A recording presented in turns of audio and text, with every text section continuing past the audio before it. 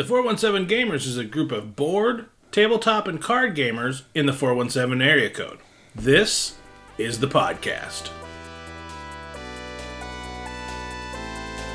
Welcome to the 417 Gamer Podcast, Episode 16, Expansion Content. In the 4, Andrea and I discuss 4 things we're looking forward to in the year 2024. In the 1 topic of the episode, Andrea and I review The White Castle. And in the 7, Ben comes back on to discuss the favorite games we played in 2023 that were not published and released in 2023. And in the bonus, maybe we talk more games that were 2023. Who knows? Without further ado, here's the 417 Gamer Podcast.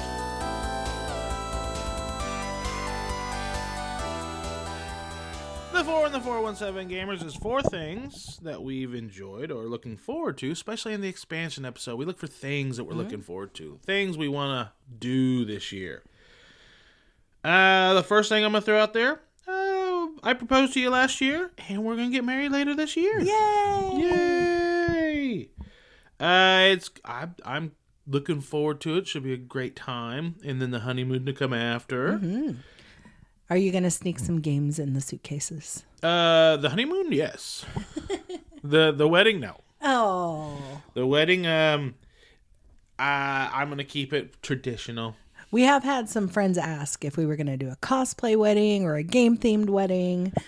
I'm like, that's a lot of work. You don't understand how much work the other part is, and I've already seen enough TV shows to know how much planning the wedding part of it is alone. Let's just try and make the wedding. Although you did have one idea to incorporate games into the wedding. Oh yeah, our guest book. Yes. Instead, we're going to do Carcassonne pieces and have them Everybody sign their name, sign a tile, and then put it together, and we'll just glue it. I think that'd be a cool little guest book. I think so too. But all right, that's the 1. Andrea, give us a 2. I am starting a new job next week. I'm moving from one law firm to another law firm. So I am both terrified and excited because I've been in my old job 22 years. That is the majority of my adult life, and change at this point seems terrifying to me. However, I think it is the right thing to do. Yeah. We'll have more money this way for honeymoon. More money. You have the friends that you've known forever have moved on to better things. Yeah. And you had a friend reach out and say, "Hey, we got a spot if you're looking." And originally, I don't think you were necessarily looking. I wasn't. But as you started looking around and your office friends are retiring, have moved on to other law offices or completely new jobs, period. Yes. And you're like, I have a couple really, really good office friends that I don't want to leave. But you have to make the right choice for you. Yeah. And if I was going to do it, now's the time. Yeah, now's the time. We just announced dates for MoonCityCon 2024. Yay! June 21st, 22nd, and 23rd. And we're going right back to the Hilton Garden Inn. It was a really good venue last year. We about filled it up. We're going to try and completely fill it up this year. Yeah, everybody come out. Let's find out how many people we can squeeze into the Hilton Garden Inn. How many gamers can we squeeze into this sucker? Well, squeeze them in there until they complain. And that's when we know we've done it right. Right. It was a really good time last year.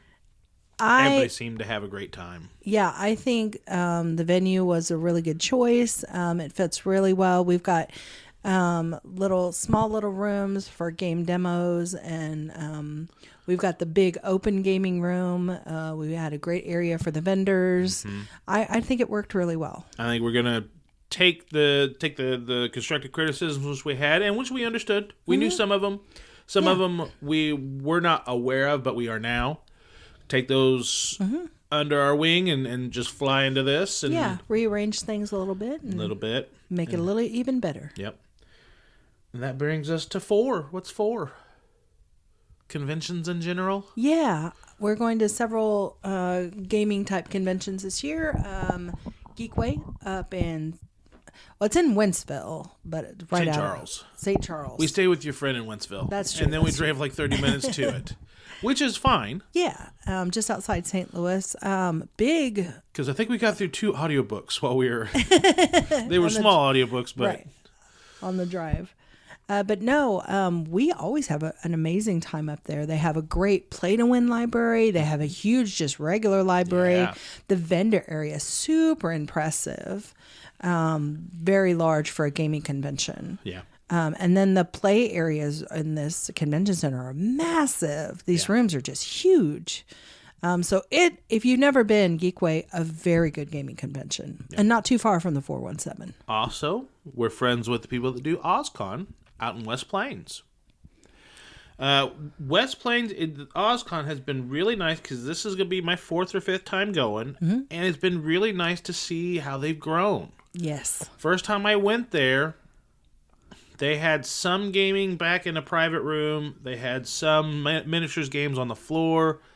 They had a smattering of electronic games, as well as vendors and some guests. But each one of those areas have grown to where it feels nice and fleshed out. And like any convention, you have growing pains as far as staff and trying to figure out what goes where and scheduling, and it's gotten better and better. Yes, they have a great area separated for the miniature players, and the electronic gaming area is huge for a smaller con. And then they've got that great big board gaming area in the back with a pretty hefty library.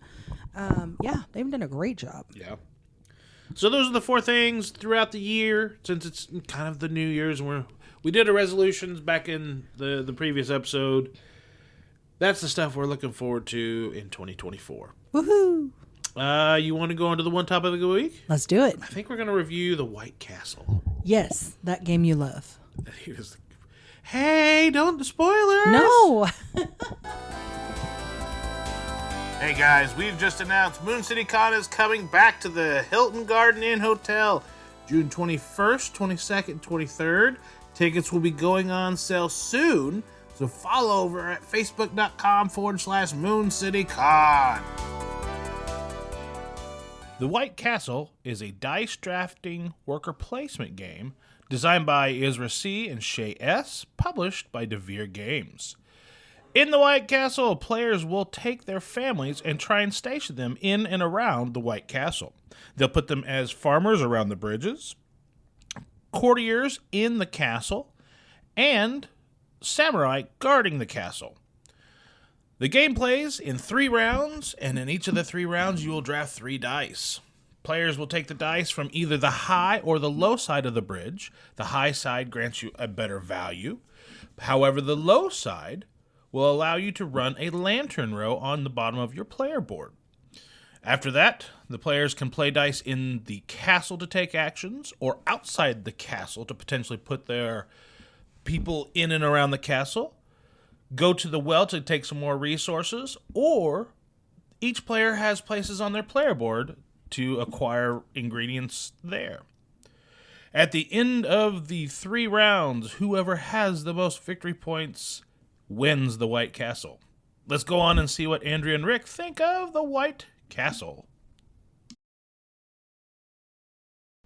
As we start these reviews, Andrea, we grade on 5 principles: the presentation, the components and rulebook, gameplay, theme, and then it factor, how much we want to play the game.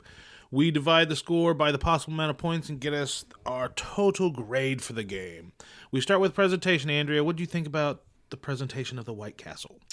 I'm going to give it a 3.5. It is, the art is good.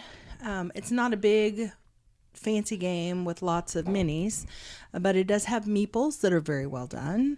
The board has a farmer area, the White Castle in the middle, and a little area for samurais to train.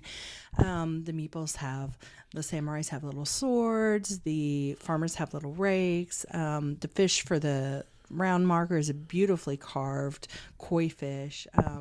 So it's a pretty game. It's not the biggest thing, fanciest thing you'll see, but I give it a solid 3.5. Joan Gardier did a really great job on the art. The font on the White Castle looks like Disney, so that automatically grabbed my eye. It does. The box is different from everything else on our shelves. But like you said, on the game board looks really, really nice. Euro and board gamers will come by and say, "Hey, what's that?" And they'll talk to you a little bit and then let you keep on playing. People just getting into it are looking at it, and it's, to them, probably a busy mess. But they can go on. No, I've got this at a 3.8. I think it's well above average. It's not quite to a 4. I don't know. I don't know what I could say that they could make it better. I just think it's really good. Not quite amazing. Agreed. That brings us to the components and rulebook. I thought the rulebook was pretty easy for the most part, except for I had the resource cards you draft at the start. There's a line in the middle, and I couldn't figure out whether that meant you had to pick between money and resources, or you got them both. But wading through Board Game Geek, I got through the conversations, and we figured out what it was supposed to be. So that was fine. But like you alluded to on the components, the round marker is a fishtail. Player order track are herons in your player color. The Emperor's favor is like a star with your family's crest or emblem.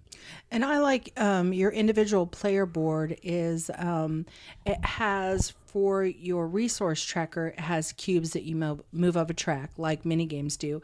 But this one is double thick with the cutouts for you can put it's in set where you pop out the and which I find very helpful. They could have cheaped out and just made it a flat board, but that's really easy to bump your board and lose track of how many resources you have. I like the inset that they did.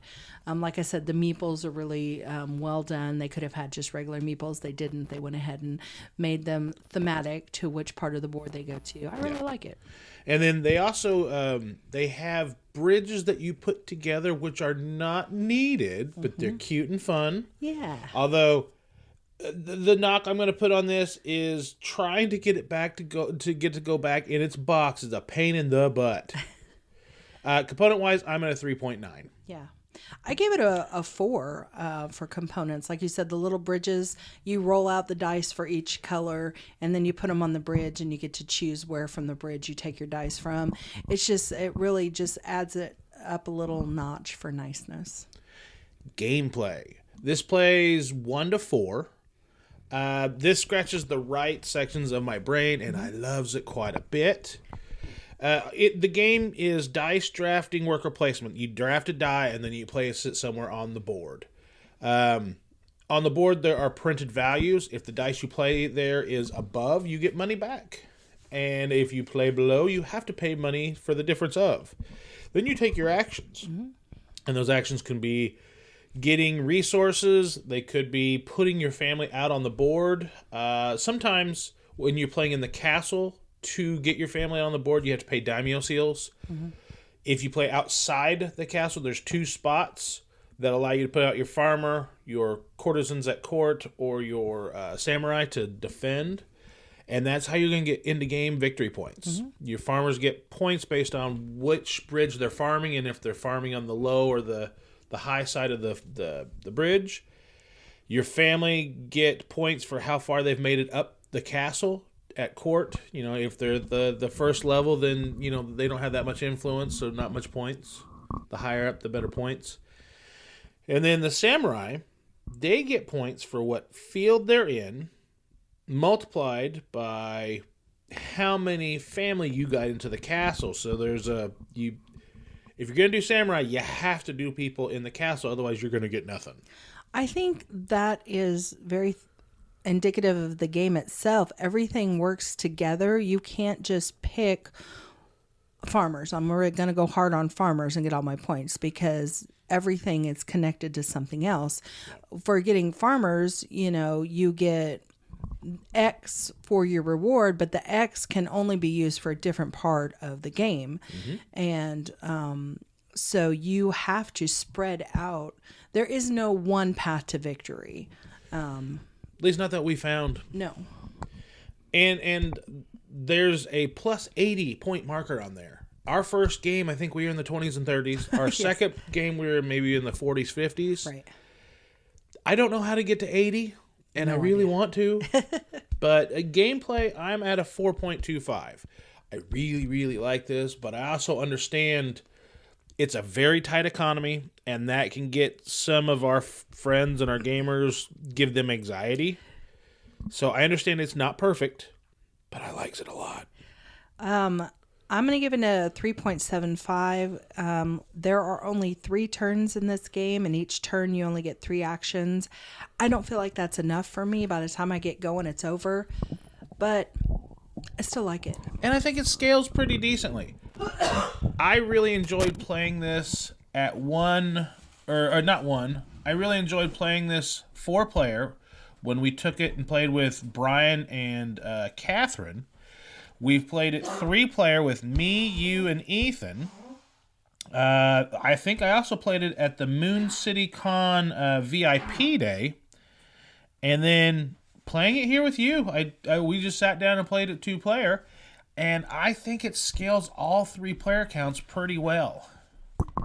It does. But like I said, I prefer a longer game, I guess, because I have so many things I want to do, and then the game's over, and I was like, oh, no. No. Theme. I don't know any other game that has this theme, so it's interesting to me. Mm-hmm. But it's very much a Euro, to where I can't, off the top of my head, reskin it, but if you give me some time, I probably can. Yeah. I do like the theme. It's solid. Like I said, all of the different aspects of the game work really well together and they make sense. Farmer feeds the castle, samurais protect the castle, points on the samurai are tied to how many people are in the castle that they're protecting. Yeah, it's good. So the theme I gave it 3.5, and your theme you gave? Also 3.5. It factor. This is where you and I are on different sides. Very much so. A little bit, we're at a part. I'll say that. It factor on how much you want to play it. This is the new shiny. It's the lot of game in a little box that really Devere is. does. I'll agree. It scratches all the right areas of my brain. It's tight economics. It's tight decisions. It's trying to maximize little bits. Mm-hmm. And for that, I'm at a 4.7. I love the game, and I absolutely understand. New and shiny after we've played it a little bit, and I've got my score close, or maybe even hit that 80 later down the road, that it maybe cools a little bit. And maybe a year from now, we do a little bonus where we're like, hey, where are we sitting at? And that's come down. Yeah. I don't know. But yeah, 4.7 for me. I'm going to be at a 3.5. I enjoy the game. I'd play the game. I'm just not dying to play it the way you are. Yeah. Like I said, it's over too quick for me. By the time I get my engine going, the car blows up because the game's over. The car blows up. You're like, hey, did we just have one more turn? Yeah. No. I need like 4 more turns. So I do enjoy it. It's over too quick for me, but a good solid game. Understood. So we total those. My total so far is 20.15. Your total is 18.25. Mm-hmm. We divide that by the total possible points, which is 25 top possible points. Your score? 73. My score is 80.6, which rounds up to an 81. So for the White Castle, I'm at an 81. Andrew's at a 73. Go play the White Castle. You might like it. If you like tight economic or tight games with tight economies, and where you have those opportunity costs, where you're like, there's some really good spots. Yeah. I think what you like about it is the most is it can cascade because you can take combos. You can take your actions in any order. And if you do this first, it gives you enough to do this. And then once you have enough of that, you can do this too. And I just see you get so excited and you're like, oh, and this, and this, and this. Yeah. All right. Well, maybe I'll get you to play the White Castle later on. But until then, you want to get Ben back on here and we'll do the 7? Let's do it. All right.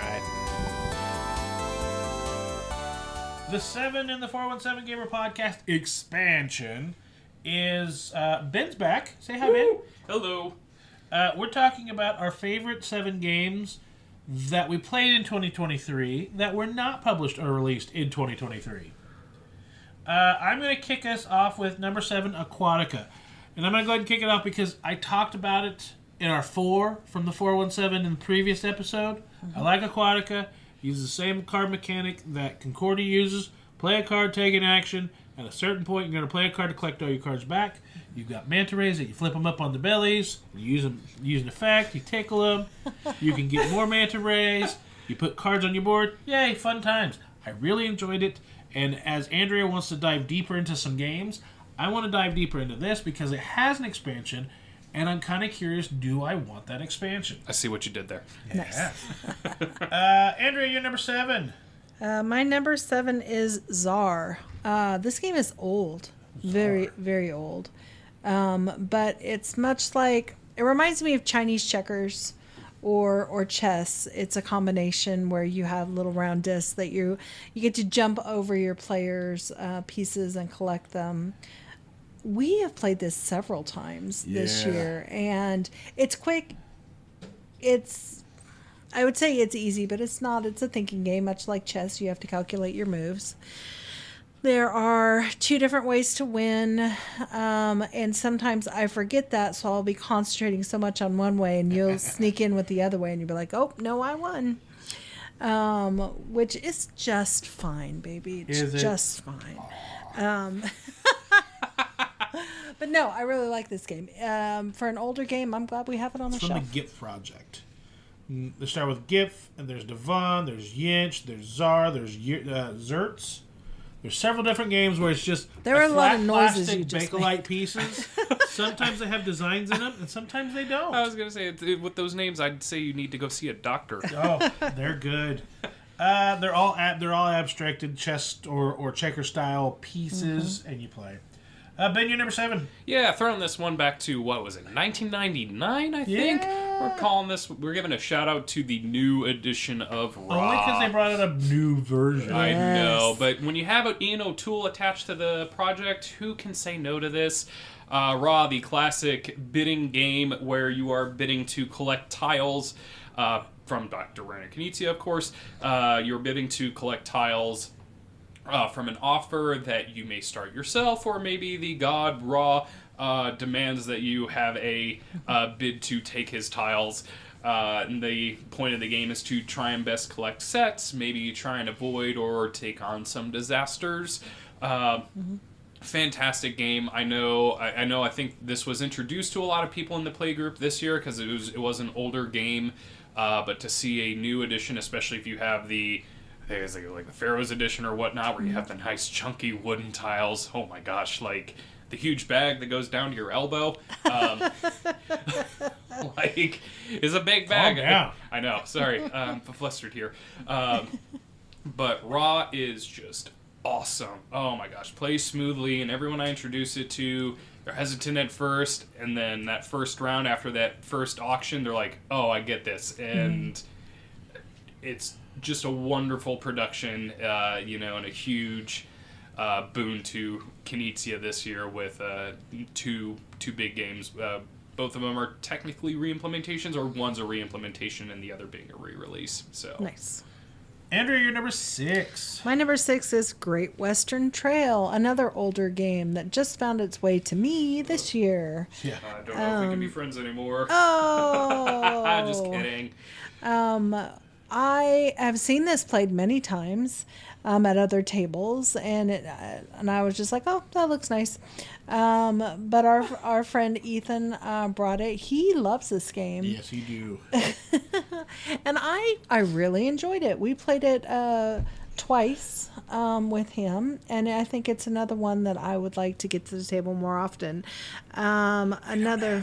Well, Ethan does, so. And him. Yeah, so we'll be able to get it to the table quite often. Right. He won't exactly say no either. But yeah, I'm glad it finally found its way to me. I'm glad you like it. Yeah. Ben, you're number 6.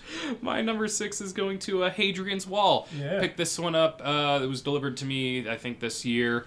And you and I played it for the first time. And if you like roll and writes, but you say, it's just not Euro-y enough, this is the game for you. In Hadrian's Wall, you are building out the titular Roman wall, trying to defend yourself from the barbaric forces outside. Where we draw a card and you get all sorts of resources. You're trading with your neighbors to get certain things, fill out your page as much as you can. There's so much to dig into this game. I love the card selection mechanism where you have to take one for resources, but then the other you have to take for points. So you have to plan ahead and think about all the cards that you have in your deck and what you need to work towards. And sometimes you even need to think, what's going to be at the end of the deck, and maybe that's something you want to work towards. There's so much to do in Hadrian's Wall. Just a very crunchy game, and they've announced a spiritual follow-up to this simply called The Anarchy. I liked it, and I will play it if you want to bring it out, but I don't need my copy. Fair enough. And after playing it, it was when I decided that I did not need the TI-4 rolling right. Fair enough. I mean, there's just something about a game designed by a man named Bobby Hill. So, god dang it, Bobby. Bobby Hill. That's my purse. I don't know you. Oh my gosh. But Hadrian's Wall, fantastic game, and I'm glad someone will play it with me. Oh, I'll play it. But after I play it, I'm like, I'm not teaching this, and I'm not learning this. I'll just play it with Ben. And if Ben doesn't want me to play it anymore, fine. I've got other games. Number 6 for me is Kingdom Builder. Queen Games, Donald X Vaccarino was known for the drafting game. Yes. Dominion, the deck builder game. Yep, the deck builder. Everybody likes that game. I hate that game. I enjoy Dominion still. But Kingdom Builder is very easy. You have little wooden houses that you would either find in like Monopoly or Settlers of Catan. And you draw a card, play the card, put your buildings in a little land. Yep. But then the rules of scoring for every game, there's 10 possible rules, and you're going to draw 3. Yeah. Then of the boards, there are 8 boards. You're going to shuffle out 4 of them. Each of those boards are different from the other, and they can be oriented 180. You can put them this way or rotate them, put them a different way. Mm-hmm. Each one of those are going to have little castles you're going to put on there with powers. Every game is going to play slightly different than the next, or drastically, depending on who you're playing with and what powers come out. When we have new people come into our game group, it's really cool when they have those aha moments. This is an easy one for them to have. Mm-hmm. It was specifically Hawk, one of our friends in the group. He had so many themed games. He had the Star Trek 7-Year Mission. He had Men in Black, the dice game, and he had some other stuff. And then when he played Kingdom Builder, he went, oh. And then his weight of games, his style of games, completely opened up. It's kind of terrifying when he's coming up to me and asking to play Oath. Yeah, he wants to play Oath, or he brought. I'm not going to say no. I love Oath. It's a great game. That Roadkill or Road Rage Vendetta, those restoration games. Yes, I need to play it with him, but I've just been so much. Fire Tower, which is a super mean game, is another different style game, or his dexterity game Hibachi. Mm-hmm. I don't think he would have even looked towards those games without him playing Kingdom Builder, where he went, oh, yeah. And it was just. My sister played Scout with us at Christmas time. That just missed this list. Oof. Because when we were playing Scouts, it was, I can do this, I can do that, and then we had to eat and have Christmas dinner, and right when she was getting her steam going, yep. and I could see that she just was having a good time, and now the fun time's over. And it was a good dinner and everything, but it was like, aw. Yeah, have you played Winter Kingdom yet? No, I need to. Yep. But I like the simplicity of Kingdom Builder. Yeah, I get that. I mean, I got rid of my copy of Kingdom Builders because I felt Winter Kingdom was really the only game that I needed to own. Yeah. If you like all the expansions from Kingdom Builder, Winter pulls the best of and gives you hexes instead of square-ish boards. Yeah. Yep. There's a little more leeway in how you can play it. You can get really tricksy with it, and I like it a lot more. But that's just more because of the games that I like to play, of course. Yeah. Nothing wrong with Kingdom Builder, but I felt that at least once I got my hands on Winter Kingdom, I was like, this is the game. This is the game for me. Nice. I'll let people have Kingdom Builder. Your number 5, Ben. My number 5. This one's going to Maglev Metro. I backed this one on Kickstarter because they announced a expansion for it, and I was kind of getting into my train game phase. Still not out of it, but might be a minute. But in Maglev Metro, you are building a train, a route to run your own maglev train, maglev bullet train. It is an engine builder with some pick up and deliver mechanics. The idea being that you need to build out to these stations, pick some passengers up, maybe pick some robots up, because you need robots to help you run your train. Sure you do. And so then you are kind of just racing back and forth across the board. I love the acrylic rail tiles because you can stack these on top of other people's players, so you're never blocked out of a city just because somebody built into all the different entrances. You can always find a way. It's very permissible, but it's still very aggressive because you have to be on top of it to get those passengers. You know, that guy in the coral suit, he's been waiting for a while, and you never know. Andrea might come in and sweep him up before I can get a chance to get to him. She might. But I love this game, and I can't wait to play some of the expansion maps. This one was a hit with specifically Sabrina. I remember her really liking this game. Nice. And so, and I got a chance to teach it at BGG-Con as well, and everyone just kind of immediately picks up on the game loop. And it is a really good game. All right, that brings us to, or that was your number 5. My number 5 is Trombone. This is what it originally came out from Mayfair. I think it's from Lookout Games. This is designed by Helmut Oli.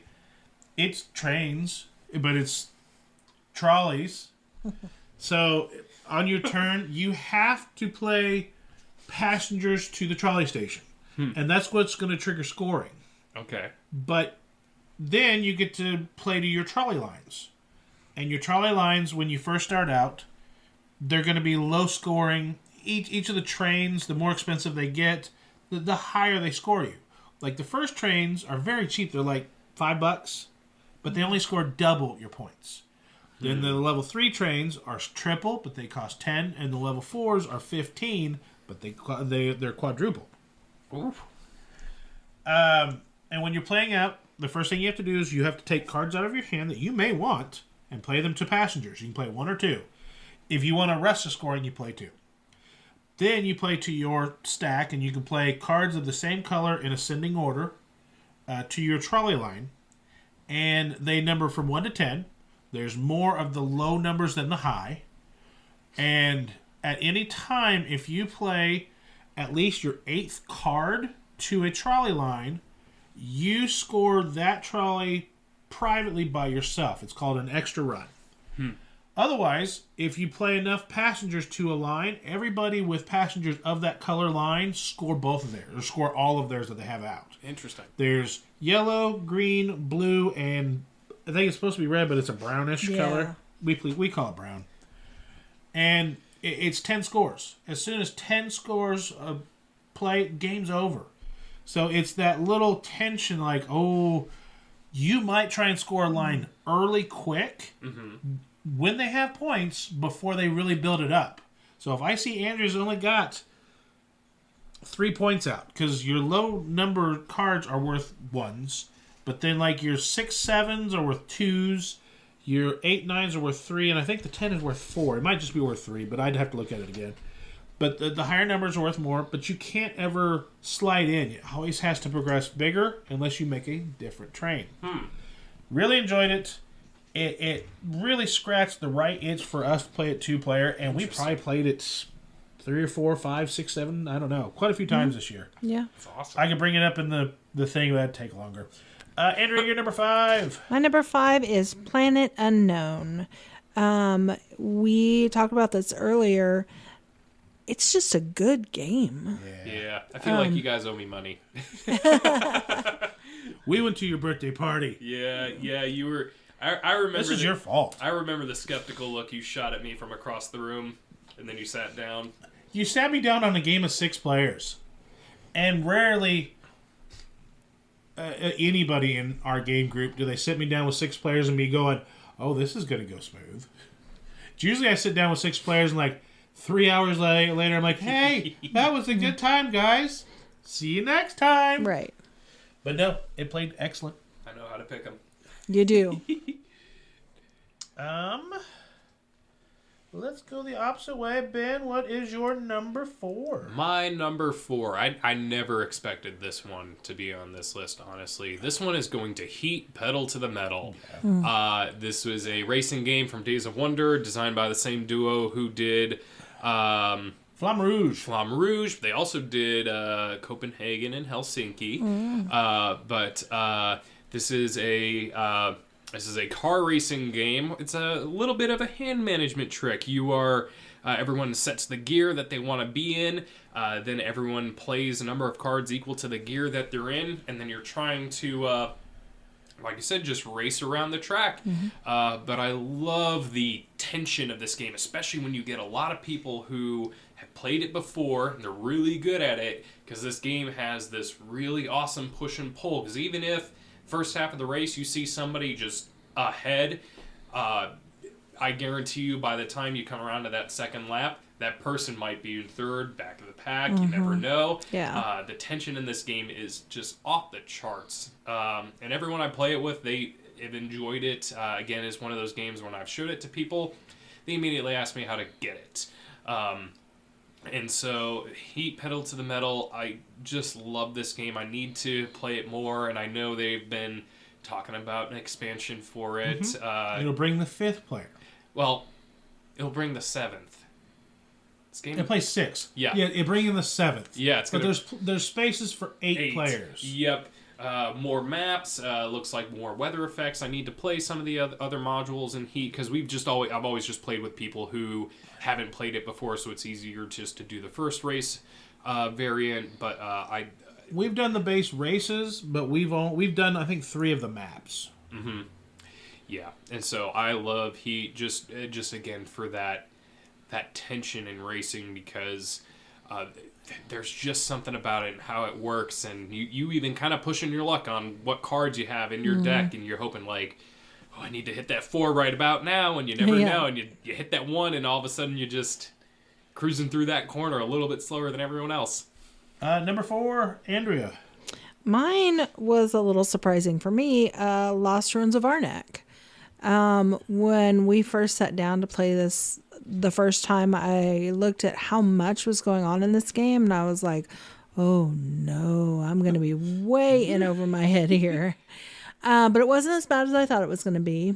And once I had played it all the way through, I was like, okay, all right, I'll do that again. And then we have played it 3 or 4 times since then, and I continue to enjoy it. And then we added the expansion, then I enjoyed it a little more.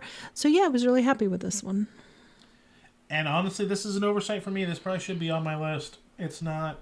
Boo. I know. My number 4 is Mechs vs. Minions. This is not in our collection. It's a big one. It is, but we have a friend that has it, and he's been dying to get it played. And it's been something that a couple friends, I don't get to see as much anymore because people have changed jobs, changed when they can come out. Yep. So usually a Monday or 2 a month, I get to go over there and we play Mechs vs. Minions. We're on the 7th game in the campaign. And I'm not...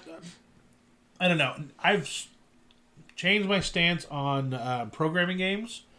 I don't like Robo Rally with people that love Robo Rally. I could kind of see why. Because programming games are fun, but people that love Robo Rally won't just give you 1 or 2 maps. They're like, hey, let's play the 4-player or the 4-map variant that's going to take us 2 hours, and it's going to be fun because I love Robo Rally. Chill out. Could probably play Robo Rally when it was just a couple maps. Yeah. And we play it quick, and it's over in like half an hour to an hour. But once it gets past an hour, I'm done with your robot bumping me off the map again. Andrea, your number 3. My number 3 is Red Cathedral. We had this game for a long time and we had never played it. But as you were trying to get games off your unplayed shelf, we started playing it. And I really, really like this game. It's good. It is, would you call this a heavyweight game? Yeah, I would call it a midweight game. Midweight. It's got some depth to it. I like you roll the dice and then you move around a circle to get your resources. And that's different from the other games that we have. And if there are already 3 people or 3 dice in a particular section, you can't take that action. Yeah, I've been really happy with this game. I don't know how many times we played it this year, but I definitely see us keeping it in the rotation and playing it even more next year. I'm kind of thinking about getting the expansion for it, too. Oh, it has an expansion? Yeah, there's like 4 copies left on Amazon. Ooh, you need to get it. My number 3 is Carnegie. We played this with Gary and Elizabeth. Yeah. We were opposite sides, and I understand it. Yeah. You're playing with Gary and Elizabeth. Yes, I see. But the enjoyment of the game. Rick was like, "Oh, I want to play that again." And I'm like, "I'm good." I could see that not being in your wheelhouse. Right. The theme, there's nothing in animals. There's nothing in whimsy. There's no sci-fi. No. There's no sci-fi. It's economic. It's industry. It's some area majorities. It's some auctions. It's some connections. It scratches a whole bunch of itches that when I was done, I'm like, Andrew, this was great. What'd you think? She goes, meh. It's okay. You can say no. She was very polite. She goes, this was a nice game. And then we went home and she goes, we don't have to get that game, do we? I said, if we do, you don't have to play it. She goes, thank you. Oh, thank God. Because I understand. It was dry. It was dry. So dry. I love the game. I love the little pieces. It's like a triple layer board where you have this board that you have these pieces of cardboard that you insert into your board that have just little bitty things, but as you upgrade it, you pull it out and you have more things you can do and you have more income and you can build these buildings. And then there's this action board that you select which action you're taking. And when you take it, everybody's doing that same action. It could be buy, build, make connections, auctions, or something. There's another one. Anyway, whenever you do it, you could do it at the most opportune time for you and the most inopportune time for everybody else. And there could be one action that's very good for you, but then you're like, man, if I leave that action to the next player, what they're going to do is going to destroy what I'm working towards. Yes. So I might have to trigger that when they're not ready, just so it doesn't hurt me. Yeah.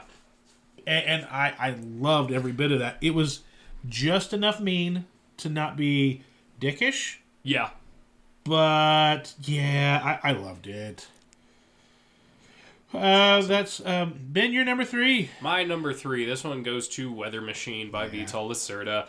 This is my first Lacerda. In Weather Machine, the theme is a scientist by the name of Latif, which is Vital backwards. Yeah. Has built a weather machine to run experiments. Except the unfortunate thing is, where it made nice weather here, it made really bad weather on the other side of the planet. So what does he decide to do? Well, he decides to build another weather machine to solve the problems that his first weather machine caused. Except he still has that first weather machine running. And on top of that, the government is now involved, and they're building their own weather machine.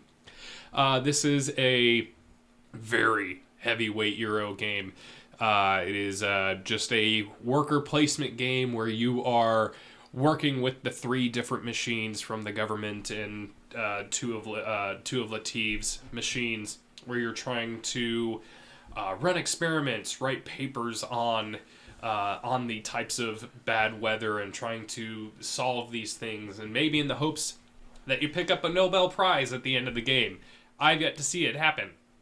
but it is there, and I have a big metal one too. So, but this.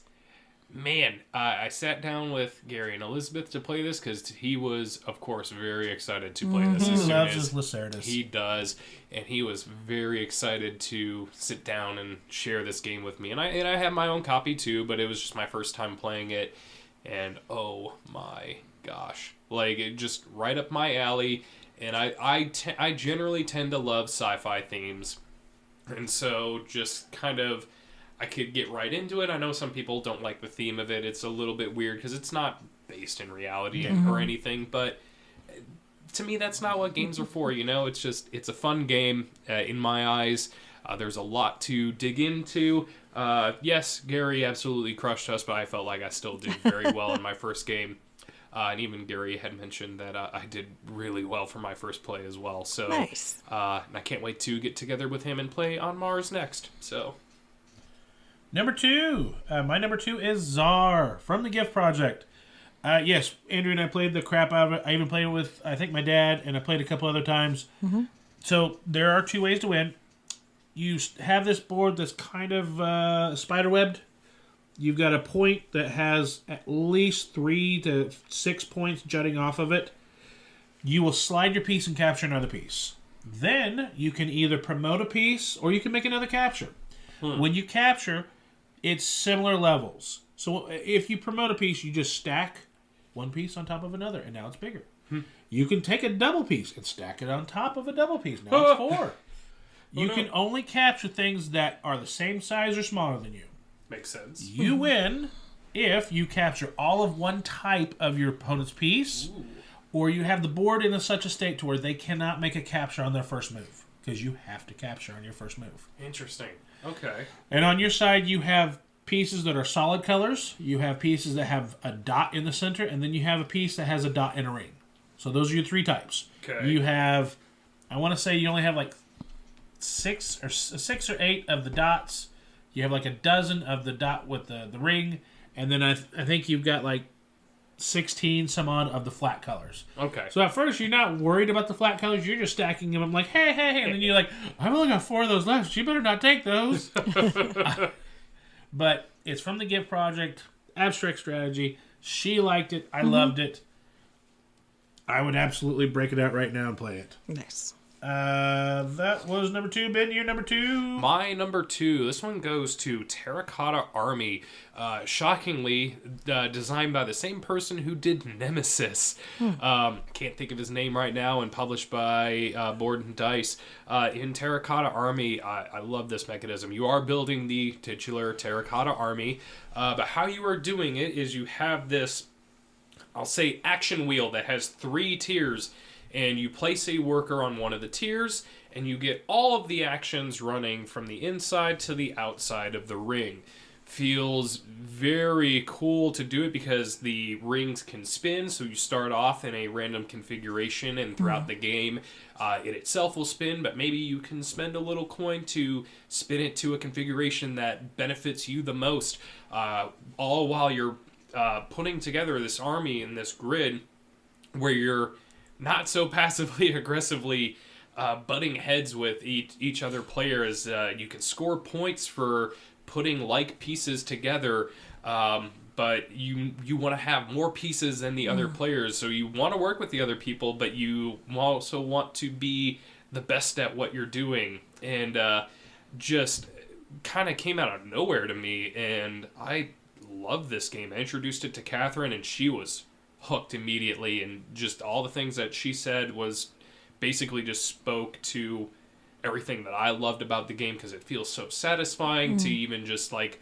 figure out that one little quarter turn that you need, and you get everything you need, and you can do a super cool move. And it's one of those games where you have no idea what the end game is going to look like until you start scoring, and then you realize that all the things you did was just wrong.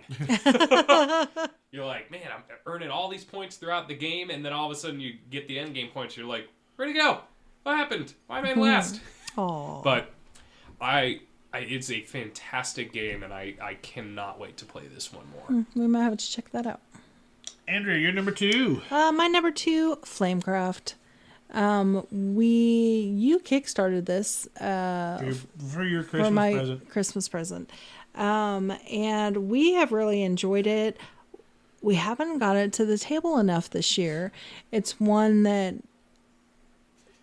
we were trying to get so many of your unplayed games off the shelf of possibilities that this just kept getting pushed back. So I think you got it played twice. We played it once with Alan and Sarah, and then one time you rolled it out and asked me to help you clean up some of the teaches. right. But you played it on the side that I played something else, and I don't remember what I played to the side of it. Right. And I remember us playing it a year ago at this time as well, when I first came in, and you were just like, sit, and Flamecraft is already set up. Yeah. So I definitely want to get this one to... This might be one of those that makes it to the list of our 10 by 10. That'd be fine. We'll just go down the line. My number one is the Red Cathedral. Andrew talked about it briefly. DeVere Games. This is Shay C and Isra C and Shay S. They did the White Castle, which was my number 2 from the previous episode. Ooh. This is my favorite game that I played all year. And that's saying quite a bit, I know. But Ethan's the one that looked at her shelf and he's like, oh, you got that? And I'm like, yeah, we haven't played it. He goes, you haven't played that? I'm like, nope. He goes, this is a game you would like. Yeah. And he was right. I freaking love that game. It's got a rondelish mechanic where you have dice. The dice face tells you how many spaces you move that dice, and that's the resource you get. Mm-hmm. If it's the first dice, you take that action once, or that resource once. If it's the second dice in that spot, you take it twice. If it's the third dice, you get it 3 times. If there's already 3 dice, like Andrea alluded to, you can't take that action. Nope. So you got to do something else. So while you're taking that action to get the resources, every quadrant has a noble or somebody that you're interacting with that'll give you a bonus. Mm-hmm. Somebody from the church will give you some prayer points. Somebody from the city will let you trade some resources. Mm-hmm. Another guy will, let you ship some more stuff to the cathedral. Fantastic game. There's also a area control on the spires of the Red Cathedral. Mm-hmm. Whoever's built the most stuff in this spire will get the better points. Mm-hmm. And so there's a thing where you put a whole bunch of stuff in this one big tower and you might get all the points for it, but then everybody else scored a whole bunch of points at the other towers that if you would have just done a little bit on the other ones, you would have got so much more points. Yeah. Right. And it's something we had to learn after Ethan schooled us on that. He built a little bit on all the towers, and Ethan's lapping the board, and we're over there in the 30s or 40s. And I built a whole tower to myself, and I'm like, that's going to be so many points. And there was enough decoration to that got her 9 points. Right. But she did it by herself, so she got the 9 points, and nobody else got any points. And then there was the next tower that got 7 points, and so it was 7 for first place, and then 3 for second, and 1 for. And then so on and so forth. And she's like, well, I missed out on 3, or she could have even 1. Right. Mm-hmm. Adds up. But love that game. I'll pull that out just about any time. Andrea, your number 1? Arc Nova. Yeah. Still, we have played this game over and over, but because there's so many different combinations of cards that you can get, and we, like you said, we just got the Marine expansion and added that in, and that ended a ton more cards. The deck is huge. Yeah. So every time you play it, it's going to be a little bit different. So many itches for you. Mm-hmm. It Animals, does. Puzzles, theme. Mm-hmm. Yeah. Yeah. It's always going to be up there. And it's got that Terraforming Mars-esque engine building with the cards. Mm-hmm. Absolutely. That you love. I do. Nice. Ben, your number 1. My number 1. This is the only one on my list that was not a new to me for this year. Ooh. This one, I know, I almost feel dirty about that. But this one is Coffee Traders. This is one of those big games that I can't play too often because it's a little hard to get to the table. The teach is a monster. But I got to play this one again at BGG-Con and was immediately reminded why I love this game. You are you're playing through the burgeoning coffee cooperative around the world where you need to, in steps, you need to build out the farms, and you need to work with other players to produce a lot of coffee, and then you have to go to the trading houses to get your coffee. But there's this wonderful mechanic where as soon as somebody goes to a trading house, everyone gets to piggyback off of that action. So there are times when you maybe don't want to go first, and you're kind of hoping that, like, it's like, all right, Rick, just go to that trading house. I just need you to do that for me because I need to go here, and I don't want to take 2 actions to do that. And then at the end of it, at the end of the phase, you need to sell all of your coffee, and you have these different contracts that you're trying to fulfill. And and you only play the game in 3 rounds, and you feel like that might not be enough. I guarantee you, it's more than enough, and it's super satisfying to see how much you can get done in those 3 rounds. It doesn't seem like a lot. It's one of those few games where, like, yes, it takes me like 45 minutes to an hour to teach because I can't. Wow. I can't do a rolling teach because there are things that affect later phases, so you need to be aware of how that works. Gosh. But once you start playing it, it's so easy to just keep it running that when the box says it takes you 2 hours, it really means it'll be done in 2 hours, which is a terrifying thought. But that's why I love that game. It's so competitive. And you just kind of never really know how you're doing until the end of the scoring, where you're, like, when you're measuring out the cooperatives, like, you're needing to gauge, like area majority scoring, and you're looking at your contracts that you fulfilled. There's so much to that game, and I was super happy to have played it again at BGGCon, and it deserves to be my number 1. Nice. So those were our 7 games, our favorite games that we played in 2023 that didn't release in 2023. Thanks for listening, and maybe we'll have a bonus, but you'll have to listen through the credits to find out. But until then, keep gaming in the 417. Goodbye! Goodbye! The 417 Gamer Podcast was recorded and produced by Rick Bagwell and Andrea Smith. We want to thank Ben for coming back for another look at the year in review and talking about our favorite games. The music we use, Kind, Gentle, Beautiful Person, and Making Up for Lost Time, was created by Origami Replica. For links to the music and show notes, head over to the Facebook page at facebook.com/Hobby Gaming Network. Stay tuned, February 10th. We're going to be talking about our favorite Doubleday games, and we're working on having a guest too. We'll see you then, but until then, keep gaming in the 417.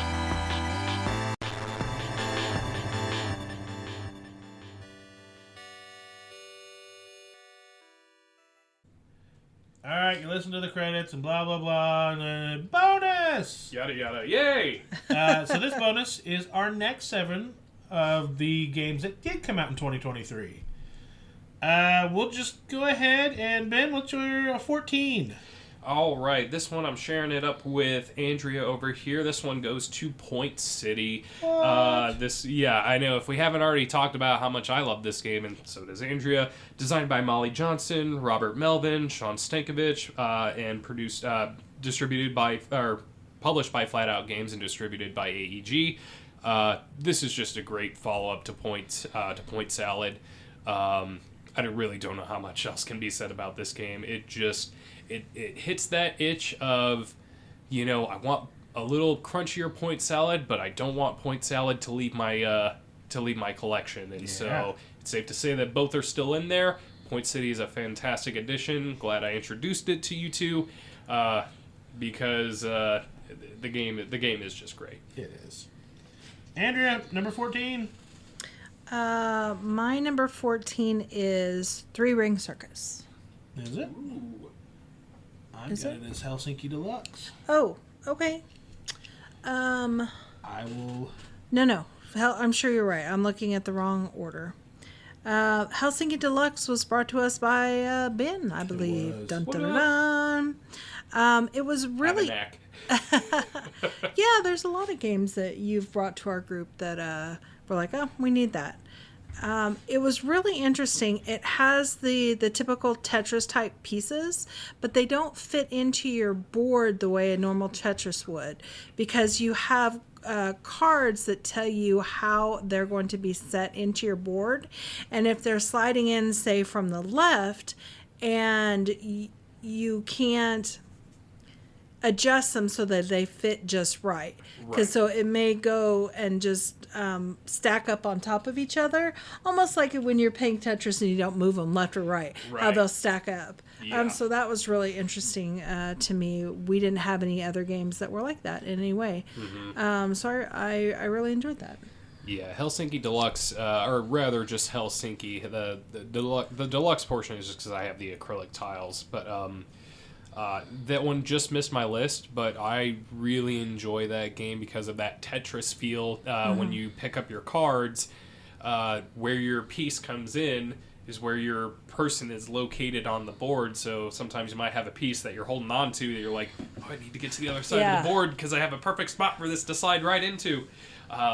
It really is a good game, and I wish I need to play that one more. Yeah. So.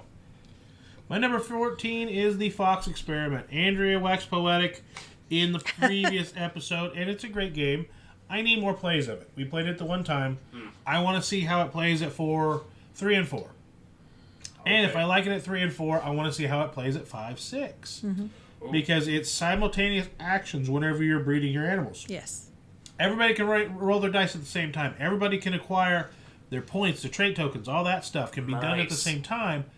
So the 5, 6 expansion, when I originally saw it and was reading through the rules, I'm like, man, I don't know that I want to play something of this weight at 5, 6, but because so many things can be done simultaneously, like 5, 6 might not be bad if everybody knew the game. And I think Andrew enjoys this game enough to where we'll play it and get enough people teached up to play 5 or 6. Yeah. So I'm thinking 5, 6 might not be bad. Yeah. Right. It's kind of like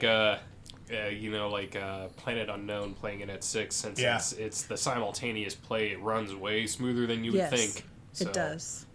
Ben 13.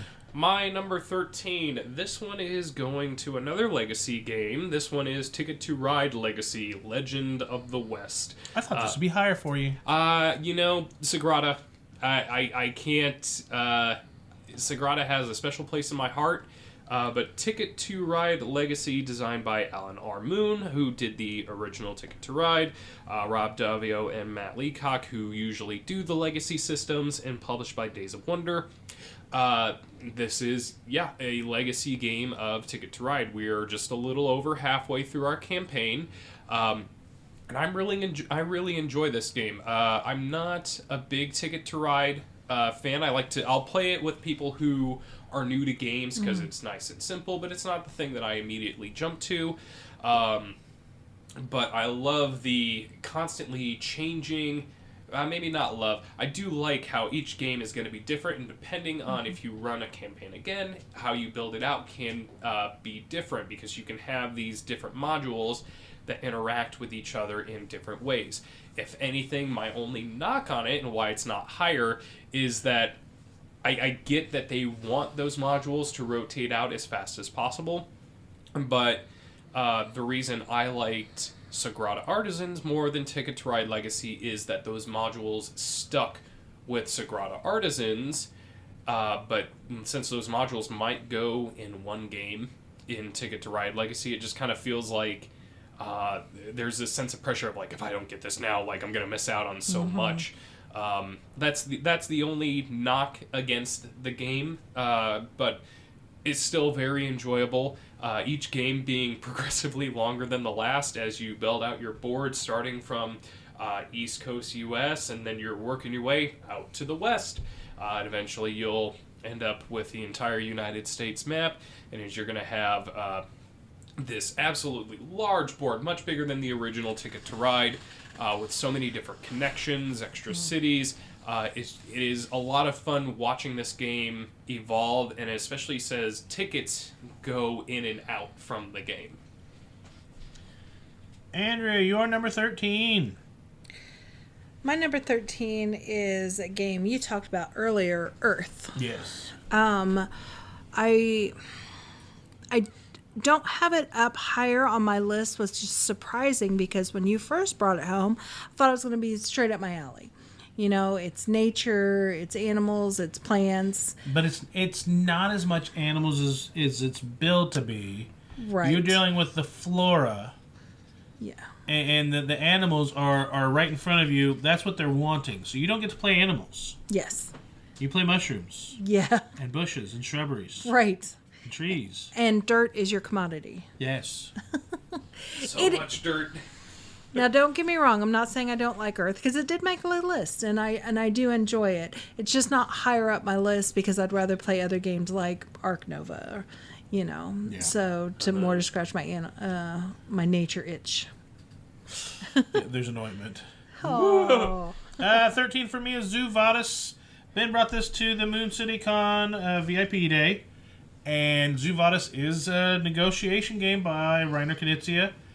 I really enjoyed it. I really see that there's a lot more layers to really explore there. Mm-hmm. It might go higher with more plays, but the one play I got, I liked, but I needed more for it to go higher than a 13. I still like the look you shot at me when I threatened to do something and then extorted a couple votes out of somebody because...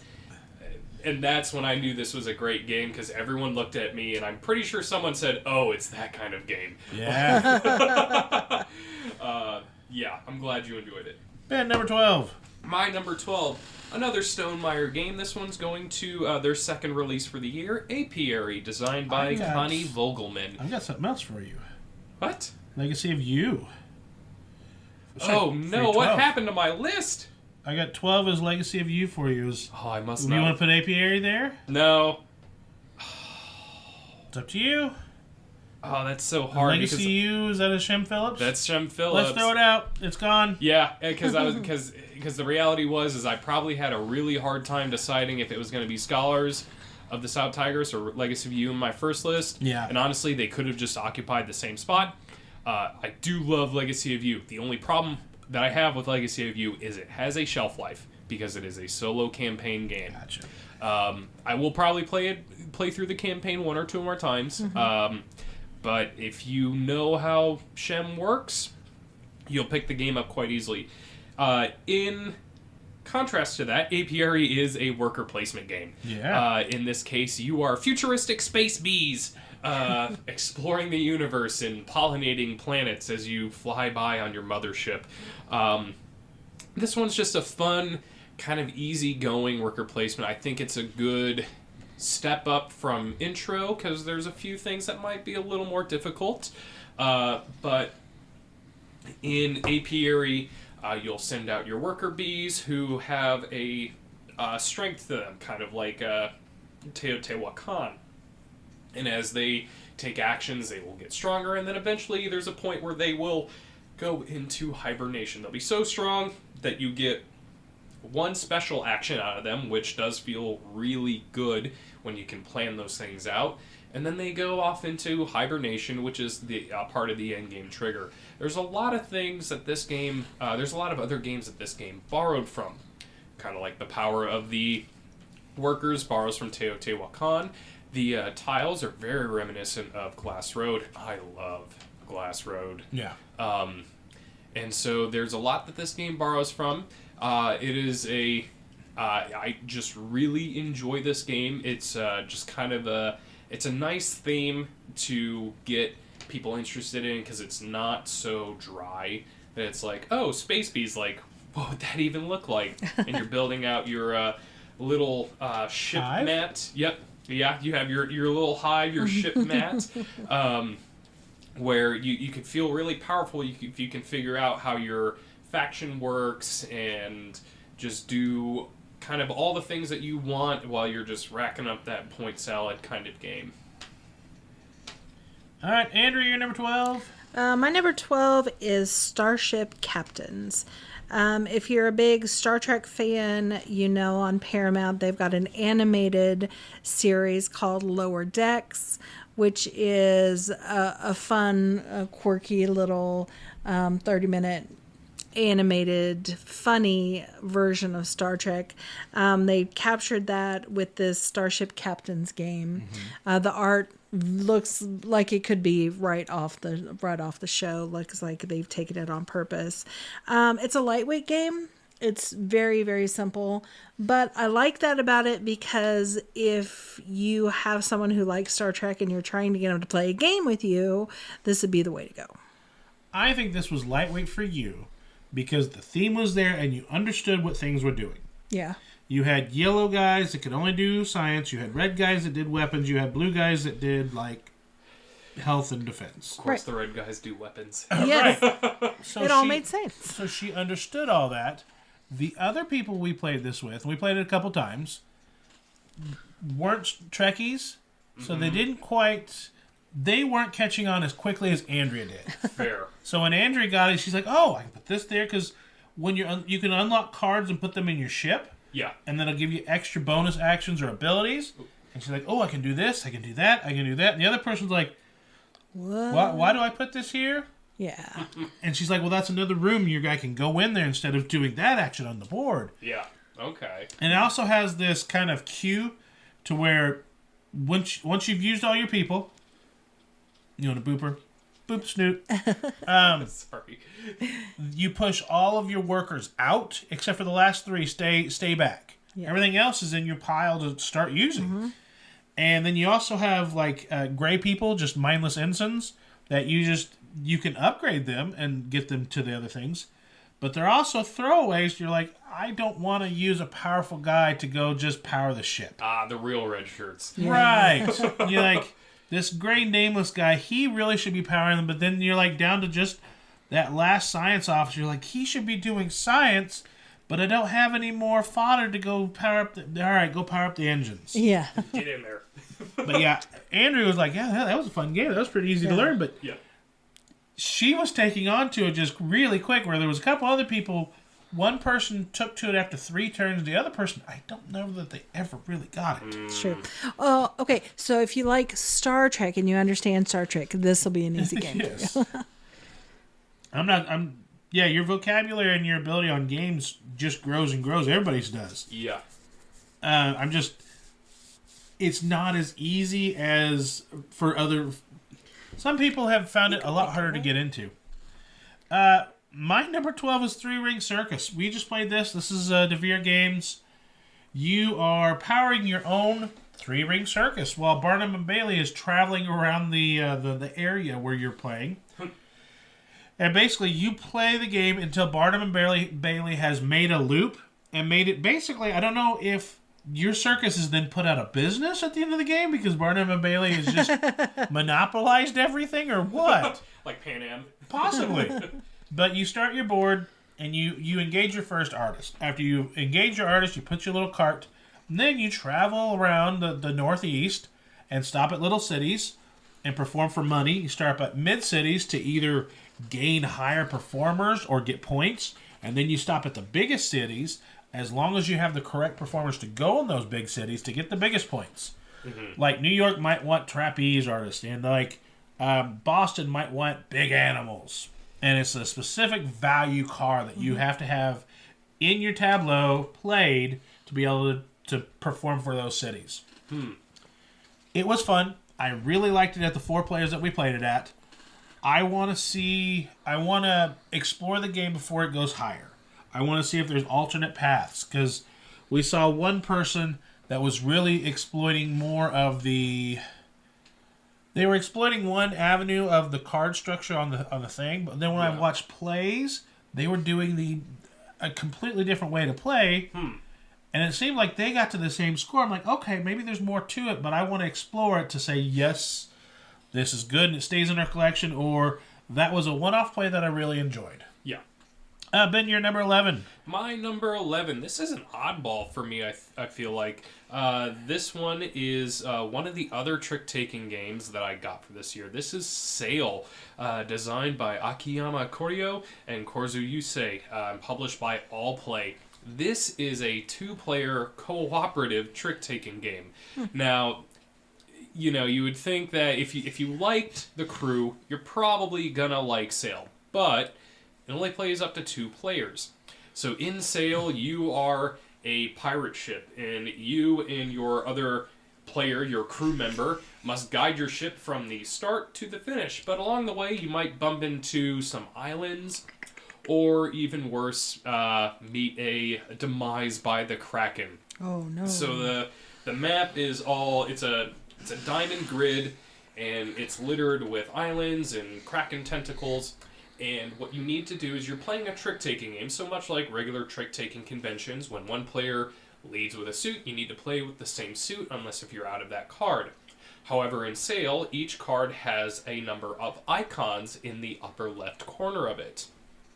And you are trying to match up certain icons, and that's what actually causes your ship to move. So if you get 2 wheels, then whoever won the trick, the ship moves forward, but it moves forward in that player's direction. You might have wheels with Kraken tentacles on them, and you have to take damage when you play those cards. Those cards start outside of the deck, but they slowly work their way in as you play more hands. As you play more hands, but you have ways to get rid of them. And it's a really interesting mechanic when the round ends when a single player has won 4 tricks. So if you want to move ahead as far as possible, you need to trade tricks back and forth. But sometimes with the cards you're dealt, that might not always be the case. There's multiple different timers on the game as where you can lose. If you don't get past the storms in a certain number of rounds, then that would be a game loss. If you're dealt too much damage by the Kraken ship, that's a game loss. If you don't get to the end of the board by the end of the 5th round, that's also a game loss. There is so much to explore, and it's so interesting because you're not allowed to communicate with your partner as to what cards you have in hand, except for the card trade that you have to do at the start. You trade one card to each other, and then you're off from there. No communication. You just kind of need to figure out how you're going to get from point A to point B. Started playing this recently and was immediately blown away by it because of just how difficult the game is. I was more surprised that a co-op game would actually show up on this list. But, so yes, my number 11 is Sail. All right. And Andrea, your number 11 is? The White Castle. Yeah. You talked about it earlier. It's lower on my list than yours, but I did still enjoy it just as much, not as much as I enjoy Red Cathedral, but I did like the aspect of the dice roll on the bridge. We'd never played a game like that, so that was a unique figure. So you roll the dice, each colored dice goes on a little bridge. You get to choose between the dice that are in at the ends of the bridge, and then you use those to take your actions on the actual board. But it's very interesting because if someone else has taken all the dice from a certain bridge, there's none left for you. Anyway, it's very interesting for me in that aspect. It only, how many rounds? 5 rounds? It's 3 rounds with 3 actions. 3 rounds, 3 actions. That is not long enough to get much done. So you have to squeeze it out real quick. But I still enjoy it. Not as much as you, but I do enjoy the game. Yeah. And honestly, this year you've come around to some more drier games. Because I will say the Red Cathedral, there's a theme there. Right. And so same thing with the White Castle. There's a theme. Mm-hmm. But it's actually just a cube mover to get points. It's true. I push the cube to get the cube to get the cube to get the cube points. See, like, I enjoy games like that. I do too. Yeah, but Andrea likes her games that have a lot more theme and some story to it. Yeah. And I like it. Right. So even with me reading the White Castle, the pretext, yeah, it's still, that's all you get, and the rest of the time we're just playing the game over and over. I'm not going to read the pretext every game. Right. It's just the first time we play it. Yep. My number 11 is Point City. You guys have talked about it. I also liked it quite a bit myself. It is a little bit more to crunch on for the game, for the size of the box, for the components. Mm-hmm. Same designers as Point Salad. I absolutely love Point Salad. And Point City, you can play them back-to-back if you have 4 players. Yep. Play one, like, all right, now you know the cards. Forget what you learned about one. We're playing another. Now, you're still drafting, but in that grid, you have to draft 2 cards. And that's one thing I like, because you get to certain points where you can afford one building. But you may not be able to afford the rest. And since if you can't afford both, you can't draft just one. You have to take 2 cards. Yep. And if you can't do any of the ones on the board, then you go take 2 off the top of the deck. And there's also a rule that we haven't really utilized very often.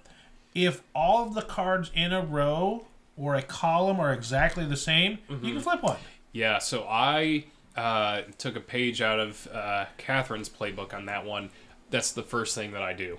Is especially if I'm going first, I want to see what's out there. I just pick one, flip it, and then because I know that in turn order, I'll be the first one to be able to go for it, assuming that it's only two resources.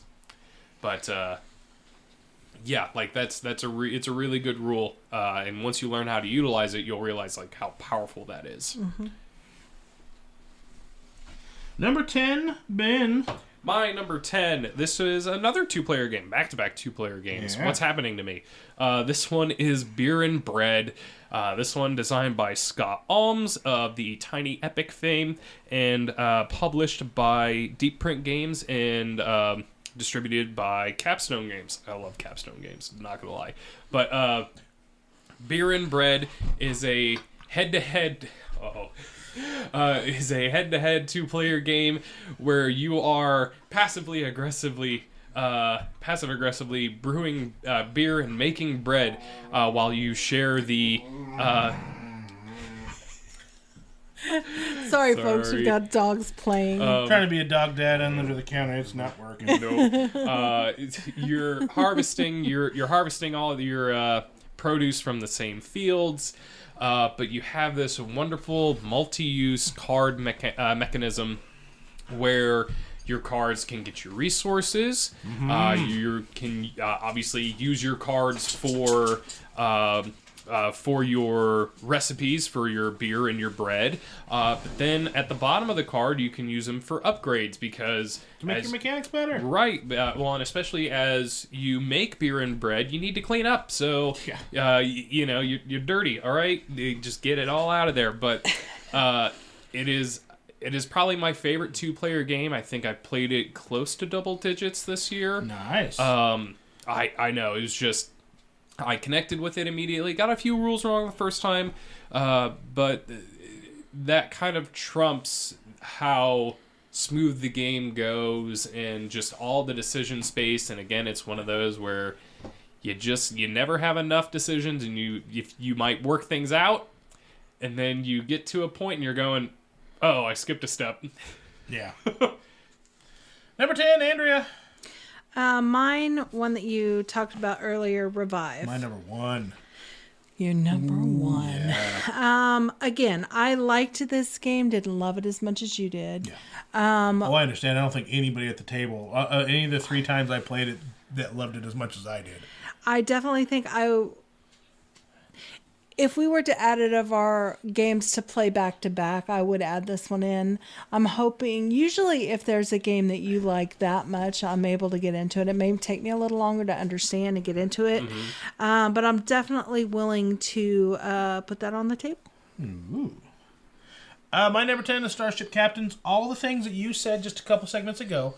The only thing, you think it's way easier to learn than the people I watch. and I you see those people whenever they lock into that game. And Starship Captains, it was absolutely that for Andrea, and it was great to watch. But whenever I was watching the other faces of the table, they were not getting... they weren't getting the rules as quickly as Andrea was. But I love the fact that you push all of the characters into your pool of players. Then you have the 3 that are left for the next round, so you know at least the 3 you're going to have. Mm-hmm. And anything you add to that queue just keeps on adding to it. So order of you doing things, popping those next characters into your queue, because you know the last 3 are the ones that are going to stay and you won't get to use. So the order in which you use your characters matters. When you put cards on your board for extra actions matters. And then the little robots are one-time use things that are kind of wild, but once you use them, they cannot fit or slot into your board. So they're used and you don't get them anymore. So they're kind of expensive to get to, but at the same time, they can be used for quite a bit of stuff. Really enjoyed Starship Captains. We'll definitely want to play it a couple times this year. Ben, Nice. number 9. My number 9. This one is going to the Search for Lost Species. Now, this one may sound a bit familiar, as this is a follow-up to the Search for Planet X. What?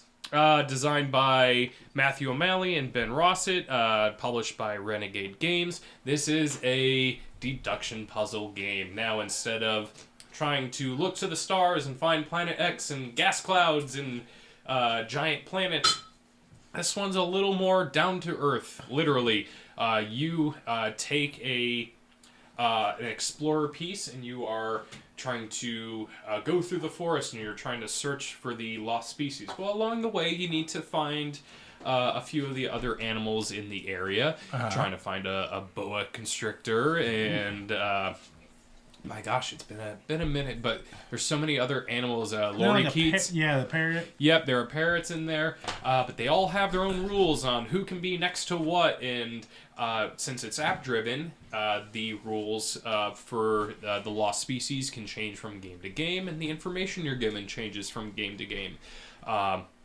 Still uses that turn order mechanism of how much time you spend on an action, and the further ahead you are, the later in turns you'll be. But if you're able to maybe get a little bit lucky, find some extra information, sometimes it's worth it. Definitely a step up from Planet X, because Planet X had a circular board and you only had to worry about adjacency for 2 things. Whereas in Search for Lost Species, you have a hex grid. And so there's a lot of different things that are adjacent to each other. So it's much more to think about, much harder than Planet X, but I still very much enjoyed my play of this, and I hope to play it more down the line. Very nice. Andrea, your number 9 was my number 12. 3 Ring Circus. So you like this more than I did. I did. I liked the theme of it. I liked putting my performers together. I liked the putting on shows at the different cities. There were several things about this game that I liked. I think that we played it at 4-player. I think that might have been, maybe 3-player might have been a better sweet spot. I know that... how long did it take? I feel like it took 2 hours. A solid 2 hours, but it was our first playthrough. Yeah. We didn't really know what we were doing. We struggled a little bit with the rules, had to look some stuff up. So if we played it again, it wouldn't take quite that long. I don't think it was a heavy enough game that it should have taken 2 hours. No, but there was a couple rules we had to go back and look at on order of operations, and there was some iconography that we still got wrong slightly. Yeah. But that's just something we have to clean up. But I'm excited enough to play it again. Nice. It shouldn't take that long, now that we know what we're doing, to play it again. My number 9 is Kunahora. Ben brought that today as we're recording. Woo! And it slid up there. I need more plays of this. I really enjoyed it. I have my copy. It is still in the shrink wrap, which Ben was nice enough to bring his, so I'd be like, if I didn't like it, it's still in shrink. Yeah. But now that I do like it, it's still in shrink, and I got to open it and put it together.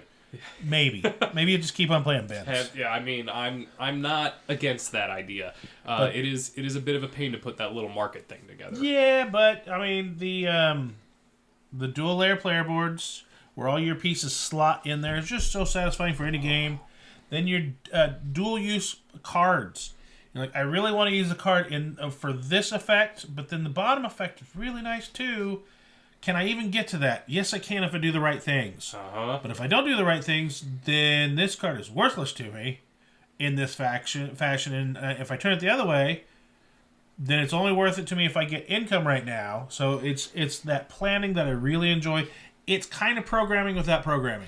Yes, a little bit. And there's a lot to explore with this game as well, because it's a very unique system. So I very much look forward to playing this. And I'm going to go reverse for the last. My number 8 is Namalia. Andrea really enjoyed this. This was in her top 7. Yes, animals, making your own zoo. Every card has to cover every card by at least 1 square. Can cover the whole thing if you want to. Some of the points It's polar bears in different regions. Sometimes it's types of terrain. You just want sandy terrain next to each other. Sometimes it's a flowing river. You want it to keep on going for as many tiles as you want. Mm-hmm. Really enjoy this drafting game. It's light. It's airy. It's a great little icebreaker. Great icebreaker game. That's a great name for it. And it's one of those games that was one of my biggest surprises because Andrea brought me a square boxed game. She goes, "Hey, they tell me this is a cute game." And I'm like, cute doesn't always mean fun. And then we opened it like the next week. I'm like, oh, this is pretty good. Yeah. There's some art things that I wish were a little bit different. Like the gorilla looks like a raisin. He's just been left out in the sun for a little too long. He could just be a grayish purple rock. You can barely see the tuft of his hair and his little black eyes, and you're like, "Aw, you're a California raisin, bud." But no, that's your gorilla. But no, Namalia, William Levin, I love that design. I'm excited to see what he does next. Nice.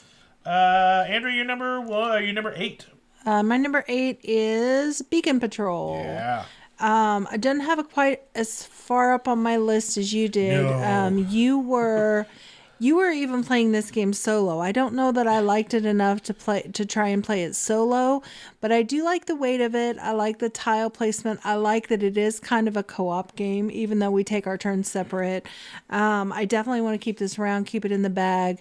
Icebreaker game. That's another great name for this weight of game. I would definitely play this with friends and family, but again, hard enough to make it interesting enough for the big gamer. I brought it whenever we went on vacation to St. Augustine, Florida. And everybody else was lounging and laying around. And I think it was one of the mornings where some storms had rolled through. I'm like, I'm not going to go outside. Everybody else is taking naps. I'm wide awake. Beacon Patrol. Yeah. and my tablet was dead. Otherwise, I would have probably terraformed Mars. Oh, yeah, there you go. Yeah. I would have terraformed Mars on my tablet, but my tablet was dead. I'm like, all right, it's charging. Beacon Patrol. That's me in Dominion on my phone. Since it runs everything automatically, it's kind of nice to just cool, pull up a set, throw in whatever expansions I want, and just plays. Yeah. Nice. And with all of our chargers, she's got an iOS charger for her phone that goes 9 feet. And I've got a charger for my phone that's Type-C that goes 9 feet. But my tablet is the Galaxy Type A or B that's still on the mini USB. and that one's just 3 feet. Oh, yeah. So I'm like, I'm not playing like this tethered to a wall. I mean, come on. But no, Beacon Patrol, that was Andrea's 8. I loved it. Andrea really liked it. Yeah. Ben, you're number 8 to finish off this list. My number 8. This is not a Ben list without a John D. Clare entry. This What? one, I know. This one goes to Empire's End. Again, designed by John D. Clare. And this one published by Brotherwise Games. Ooh. What happened? Why not with AEG? Yeah. But this is, I think this is probably one of the more unique games on this list. This is John D. Clare do a unique game? What? I know. This is a reverse bidding game, is how it's been billed. To anyone who's played No Thanks, this would sound very familiar. The theme of the game is you have a civilization, your empire, and it is crumbling. Not every turn, but you have this board that tells you what you get to do on your turns, and it's simultaneous play for the most part. But the big kicker is that there is a disaster phase sprinkled throughout all the phases. In the disaster phase, you're going to flip a disaster. It will tell you where a disaster is occurring on your board. You have 11 different tiles designated on your board. So you'll mark which one's going to be destroyed, and then you have to start paying in resources to avoid the disaster. However, there's going to come to a point when someone might choose to not pay or is unable to pay for the disaster, at which point they have to take the disaster. They will destroy the location in question, but they get all of the resources that were bid onto the disaster. And then it comes with an innovation upgrade, so it gets to make your empire better. That is the main hook of the game, but there are other things that you can do. You can produce more resources throughout the game. You're going to need that. But it is a lot of fun. Another very tense game. I need to play. I like John DeClaire games. Yeah, it's a very tense game because you're kind of you might look at a disaster and be like, well, I'll throw down a resource, but I kind of hope it comes back to me because maybe I can get a few extra resources out of the other players. But then if you're playing with 4 players, most of the disasters are a double disaster. You are bidding on not 1 but 2, and you have to pay for both. The only sort of downside to this game is if you are not prepared, this game can have some pretty bad beats. Yeah. You can get caught into a death spiral. A death spiral? Yeah. I've been caught in one, but, I feel like I have a good enough outlook to where it doesn't affect me all that much. But there, if you're not planning well or taking things at the right time, you might end up in a situation that's a little hard to dig out of. That's the only kind of knock against the game that I have. But it is a lot of fun to try and puzzle this together to make it so that, you're going to have to take some disasters. So what's the best way and time to do that? This one's a lot of fun. Started playing it at BGGCon because I'd gotten it right around that time. And everyone I introduced it to thought it was a fantastic game. Right on. Those were the next 7 from our favorite games from 2023. We thank you for listening, and we'll see you next month in February, where Andrew and I will find some unlucky, fortunate people to talk our favorite games at 2-player games. The year previous, we got Ben and Leander. We got our best games that play down 2-2. Yes. This will be just our favorite 2-player games. Yes, and we're good at those. Do you need to borrow anything from me? No, we got tons of 2-player games. Do you? I mean, I'd love to introduce you to Botnik. We've been eyeing Botnik. We might try it. It's been on the U-shelf a couple times. I do have my own copy of it because I got it at the Christmas party, and Seth introduced it to me. Nice. It's a lot of fun, and I would love to loan it out to you if you want. I love getting games to the table with Seth. That's a lot of fun. He's a good guy. Absolutely, yeah. Ask him about Botnik. I mean, he might not get some of the rules right, but I had to tease him a little bit once I read the rule book, and I was like, oh, okay. But we love him nonetheless. Oh, yeah. But thanks for coming on, Ben. Thank you for inviting me. I'm glad to be back, and maybe, hopefully, I'll be back next year. Hey, absolutely. We would love to see you back next year. You'll let me out of your dungeon, okay? Sure. Or we'll look at the list and be like, no, he's not coming back for a third. Oh. Hey. Shem Phillips will not make this list. Not for a third year in a row. I don't know when the next one coming out, but he's got a lot of stuff in the works. Third. Well, the Tigress. Yes, and that is going to be Inventors, but that has not gone to Kickstarter yet, so I don't know if that's going to be a 2024 release. Ooh. So I will just have to wait and see. Ooh, actually, I do know what will be a 2024 release, and that's going to be Ezra and Nehemiah. So there will be one on that list, I'm pretty certain. Yep. All right, we'll see you next year with your next Shem Phillips. Will do. All right, goodbye. See ya. See ya.